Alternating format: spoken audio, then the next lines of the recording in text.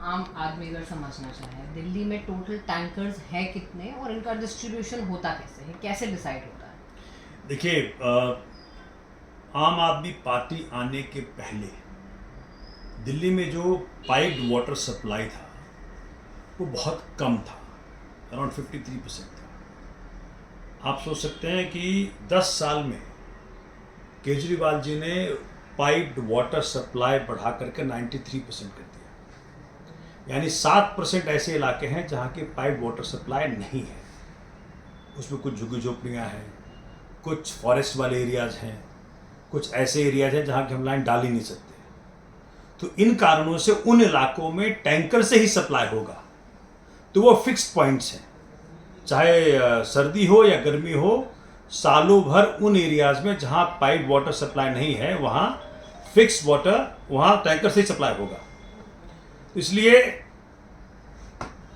वो टैंकर से फिक्स्ड हो गए।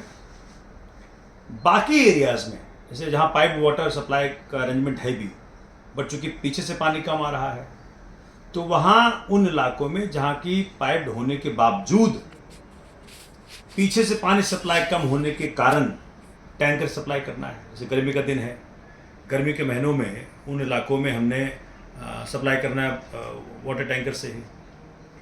अब हो ये रहा है कि वो जो एग्जैक्ट नंबर ऑफ टैंकर्स है तो बड़ा साइंटिफिकली कैलकुलेटेड, लेकिन वो कुछ मनमाने के कारण इस प्रकार से खिलवाड़ किया जा रहा है। वहाँ पे कौन कर रहा है, कौन टैंकर माफिया है, चूँकि हरियाणा से ऑपरेट होता है, पास के हरियाणा की जो बॉर्डर्स हैं वहाँ से भी टैंकर्स ऑपरेट होते हैं।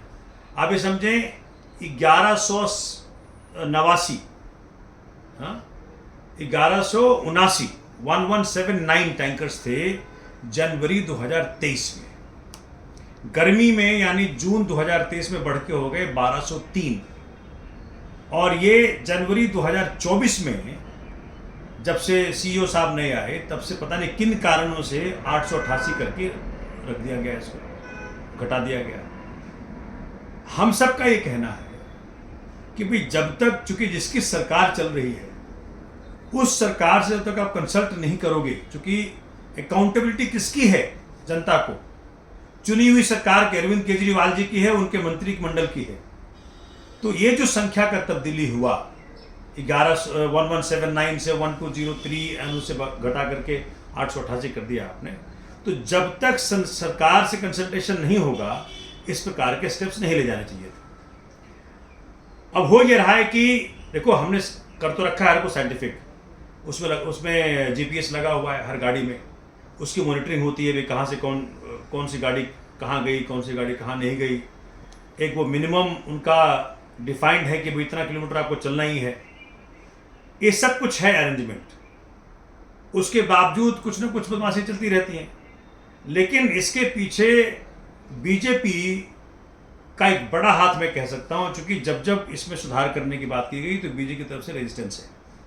बीजेपी लेकिन आप लोगों पर आरोप लगाती है कि जल बोर्ड ने स्टेप्स नहीं उठाए हैं और कुछ एमएलएज हैं जो कि माफिया जो है। आप समझिए मेरी बात, देखिए जिसके क्षेत्र में पानी की कमी होगी या जहां पाइप वाटर सप्लाई नहीं है वो एमएलए चिंतित तो रहेंगे, वो अपने जनता के पानी उपलब्ध कराने के लिए काम करेंगे।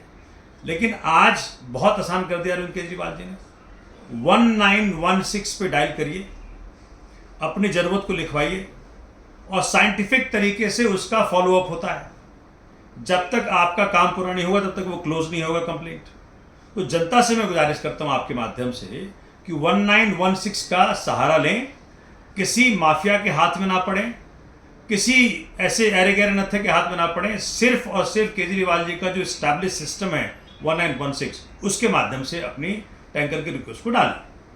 दूसरी बड़ी बात, ये टैंकर के द्वारा जो पानी आप उपलब्ध करा रहे हो बहुत कम है। मान लो 1200 अगर आप टैंकर लेते हो, किसी की कैपेसिटी 10,000 लीटर की, किसी की कैपेसिटी 3,000 लीटर की है, तो मैक्सिमम 1 mgt तक पानी आप टैंकरों के माध्यम से सप्लाई करते हो उन एरिया में जहाँ की पाइप वाटर सप्लाई नहीं या जहाँ प्रेशर कम आ रहा है।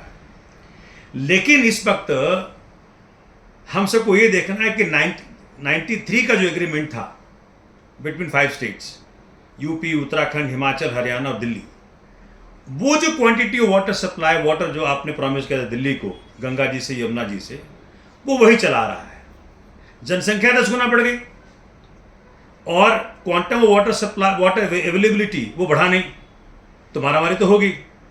अरविंद केजरीवाल जी की सरकार के नेतृत्व में हम लोग शुरू से कह रहे हैं कि भाई उस क्वांटिटी को बढ़ाओ, बढ़ाना पड़ेगा ही। मेरा एमपी होने, मैं जब एमपी चुनाव लड़ रहा था तो उसमें मेरा पहला यही था प्रपोजल कि भाई इसको मैं रिविजिट कराऊंगा, इस एग्रीमेंट को होना ही चाहिए इन प्रपोर्शन, बिकॉज ये पानी किसी के पर्सनल संपत्ति नहीं है, चाहे हिमालय से आए, चाहे उत्तराखंड के जरिए आए, चाहे हरियाणा के जरिए आए, चाहे हिमाचल के जरिए आए। तो सभी राज्यों को समझना पड़ेगा कि भाई पानी पे तो सबका हक है। भाई दिल्ली में अपना वाटर सोर्स तो है नहीं। केजरीवाल जी ने बहुत एम्बिशियस प्लान बनाया, उस प्लान को एग्जीक्यूट नहीं होने दिया गया। अब याद करें कि एसटीपीज हमारे दिल्ली में हैं, 35 एसटीपीज हैं, उनके आउटपुट को टर्सरी ट्रीटमेंट करने के बाद किसी आर्टिफिशियल लेक या नेचुरल लेक को वापस क्रिएट करके वहां डालना और उसके जरिए अंडरग्राउंड वाटर को रिचार्ज करना, फिर पंप ट्यूबवेल से पानी को निकालना, फिर वो आरओ से प्रोसेस करके वापस लेके आना। इतना अच्छा प्लान केजरीवाल जी ने बनाया, लेकिन उसको एग्जीक्यूट नहीं होने दिया गया। तो मैं भाजपा से कहना चाहता हूं कि अपने इस प्रकार के राजनीति को अपने पास रखो, प्रयास ये करो कि एलजी साहब को भी कहो।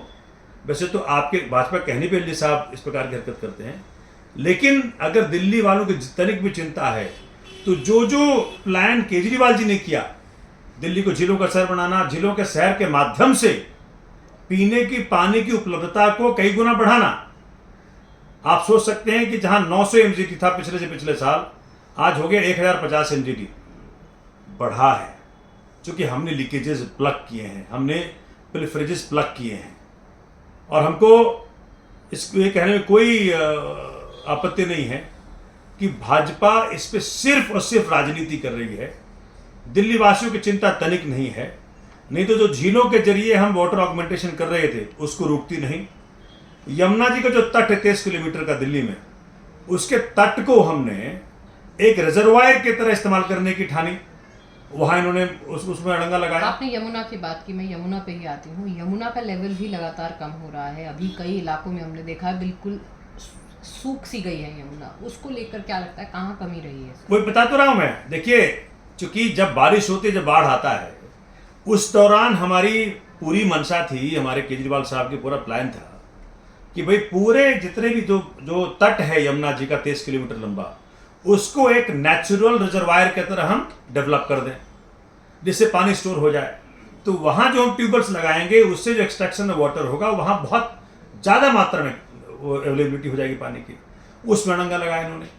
आज में जो एक छोटा सा हमारा डेवलप किया गया है वहाँ, उसमें 32 एमजीडी पानी वहाँ हम पैदा करते हैं, जिससे कि जो ईस्ट दिल्ली का इलाका पूरा है वहाँ पानी दे रहे हैं। तो मैं कहना चाहता हूँ कि इस पे राजनीति न करके, क्योंकि दिल्ली का अपना वाटर सोर्स नहीं है, हम डिपेंडेंट हैं हरियाणा पे, हम डिपेंडेंट हैं यूपी पे, हम डिपेंडेंट हैं। हिमाचल अगर पानी दे रहा है तो आएगा तो हरियाणा के जरिए ही। तो जब तक ये राजनीति को छोड़ के, जब तक इस प्रकार की बातों पे हम एग्रीमेंट नहीं होंगे कि जी दिल्ली वासियों की पानी की जरूरत पे राजनीति ना करके हम प्रयास ये करें कि हर तरफ से जहां जहां से पानी उपलब्ध हो सकता है, चाहे वो केजरीवाल जी का जो ड्रीम प्लान था झीलों का शहर, उसके जरिए पानी की उपलब्धता बढ़ाना, चाहे वो यमुना जी का और गंगा जी का जो पानी का जो प्रोपोर्शनलिटी में अवेलेबिलिटी है उसको बढ़ाना। आपको बताऊं, मैं जब बीसी था 140 एमजीडी का वाटर हमने करने की ठानी थी, क्योंकि 140 एमजीडी जो यूक्ला एसटीपी से पैदा होता है हमारा ट्रीटेड एफ्लुएंट। हमने कहा था भाई हम पाइप डाल देंगे, यूपी तक पाइप से ट्रीटेड एफ्लुएंट भेज देंगे, जिससे किसानों को उपलब्धता मिल जाएगी, और वो उसके बाद 140 एमजीडी हमको रॉ वाटर दे दो। ये होने वाला था, लेकिन फिर ये पॉलिटिक्स बीच में आ गई। तो एलजी साहब से मैं हाथ जोड़ की विनती करता हूँ कि कृपया करके, मैंने आपसे रिक्वेस्ट पहले भी की थी उनसे कि ये वाला प्लान हमारा कर दो। उसी प्रकार से हरियाणा में जो अभी रॉ वाटर दे रहे हैं किसानों को, किसान भी चाहते हैं कि हम उनको ट्रीटेड एफ्लुएंट दें, तो उसको अगर हम ले रहे हैं तो दिल्ली में कम से कम 200 एमजीडी तुरंत बढ़ जाएगा पानी। और 200 एमजीडी का मतलब है कि वो सारे क्षेत्र जहां पानी की मुसीबत हो रही है सब जगह पानी पहुंच जाएगा। तो पॉलिटिक्स छोड़िए, साथ हाथ बढ़ाइए।